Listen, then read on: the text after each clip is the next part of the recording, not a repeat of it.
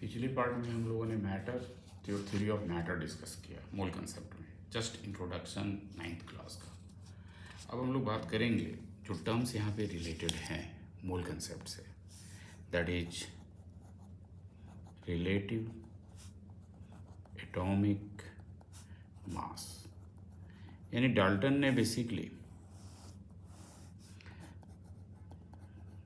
अलग अलग एलिमेंट के एटम का मास कैलकुलेट किया रिलेटिव टेक्निक से, और सबसे पहले यहाँ पे स्केल इंट्रोड्यूस किया hydrogen scale. Hydrogen scale 1H1 1H2 1H3, तो यानी यहाँ पे रेफरेंस क्या लिया, 1H1 लिया। और हाइड्रोजन स्केल पे रिलेटिव एटॉमिक मास को डिफाइन किया कि it is the ratio of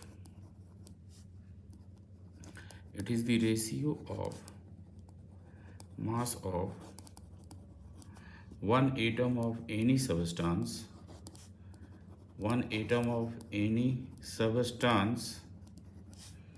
and mass of one hydrogen atom।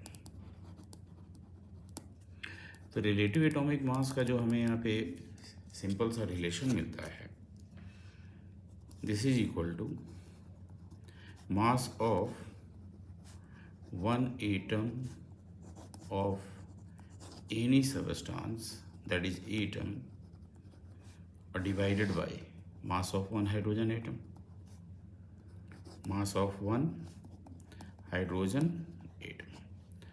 तो मास of one atom of any substance, जैसा कि आप लोग ने पढ़ा है कि एक एटम में 3 फंडामेंटल पार्टिकल्स होते हैं, electron, proton and neutron. Atom के सेंटर पे न्यूट्रॉन एंड प्रोटॉन होता है, दैट इज न्यूक्लियॉन्स। और एक एटम का मास मेनली किस में कंसंट्रेटेड होता है, न्यूक्लियॉन्स में। Total number of neutron and proton से हमें मिलता है।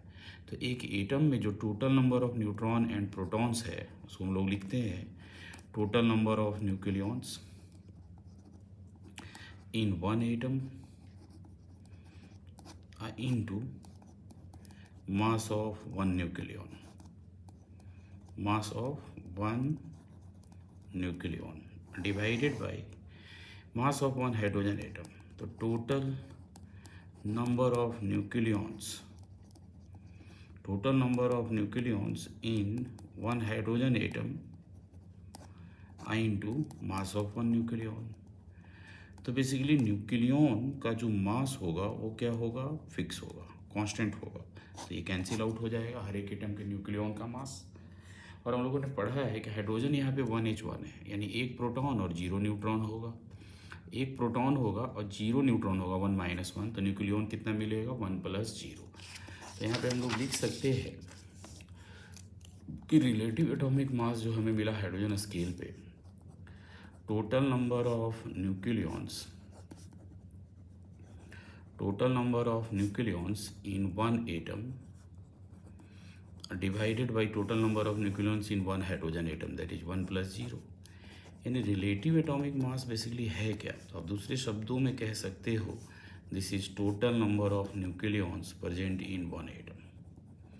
Total number of nucleons in one atom, this is relative atomic mass. Total number of nucleons की अगर हम लोग बात करें तो number of neutron plus proton, and this is equal to mass number. यानी रिलेटिव एटॉमिक मास एक number है, इस नंबर को हम लोग कैपिटल ए से रिप्रेजेंट करते हैं, दैट इज रिलेटिव एटॉमिक मास।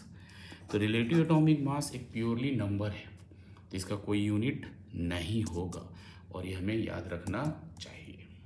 इसको हटाते हैं। नेक्स्ट इसके बाद अगर हम लोग डिस्कस करते हैं जैसे ऑक्सीजन स्केल पे,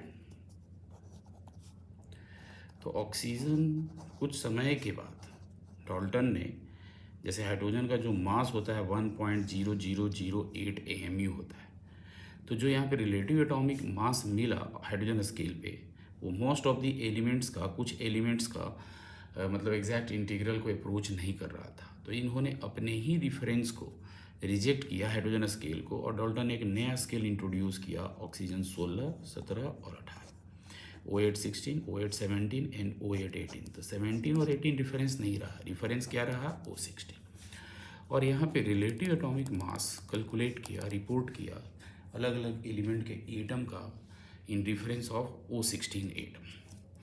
तो बेसिकली ऑक्सीजन हाइड्रोजन से 16 गुना भारी है, 16 टाइम्स हेवियर है। तो फॉर्मूला तो वही रखा जो हाइड्रोजन में लिया था। यहाँ पे केवल ऑक्सीजन का मास 16 टाइम्स हेवियर है हाइड्रोजन से, तो 1/16 लिख दिया। यानी relative atomic mass of one atom of any substance, mass of one atom of any substance divided by mass of one oxygen 16 atom. तो बेसिकली ये 16 गुना भारी है। हाइड्रोजन के जगह पे इसको लिखा गया था, यहाँ पे 16 से क्या कर दिया? डिवाइड कर दिया। यानी ऑक्सीजन स्केल पे मास of one atom of any substance divided by 1/16 times of mass of one O16 atom. और इससे सिंप्लीफाई किया गया तो यहाँ पे भी हम लोग लिखेंगे total number of nucleons, total number of nucleons in one atom I into mass of one nucleon. ये न्यूमरेटर में हमें मिलेगा।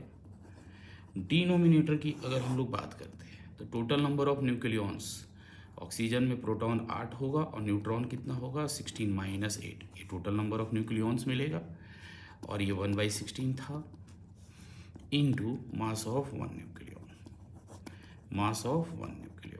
तो एक एटम का मास हमें total number of nucleons 8 proton plus 8 neutron, ये 16 न्यूक्लियॉन मिला into mass of one nucleon cancel out होगा और ये 16 कैंसिल आउट होगा।